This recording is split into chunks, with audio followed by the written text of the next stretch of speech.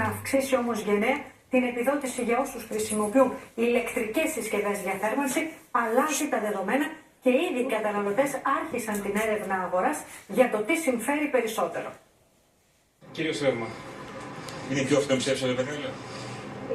Τώρα, ανάλογα με τη χρήση, είναι πιο βολικό, πιο εύκολο. Έτσι και αλλιώς με το πετρέλαιο είναι και κάνεις και δεν ζεσταίνεσαι. Η θερμοκρασία πέφτει, τα νοικοκυριά ετοιμάζονται για τις κρύες μέρες και είναι πολλοί εκείνοι που στρέφονται στις ηλεκτρικές συσκευές, ειδικά από τη στιγμή που η επιδότηση στο ρεύμα για θέρμανση θα είναι υπερδιπλάσια από πέρσι. Τα περισσότερα καταστήματα ηλεκτρικών ειδών έχουν στόκ εμπορευμάτων από πέρσι, καθώς όπως λένε οι ιδιοκτήτες δεν γνωρίσαμε χειμώνα, με αποτέλεσμα να κρατούν πάνω κάτω τις ίδιες τιμές, αλλά να κάνουν και προσφορές σε συγκεκριμένα είδη για να αγοράσει πιο εύκολα ο καταναλωτής θερματικά σώματα. Με 80 ευρώ παίρνει δύο συσκευές που θα το ζεστάνουν το σπίτι. 60 τετραγωνικά θα φτιάξουν μια θερμοκρασία η οποία θα μπορείς να είσαι όχι με το φανελάκι. Όπως τονίζουν όμως οι ειδικοί, η θέρμανση με ρεύμα κρύβει παγίδες.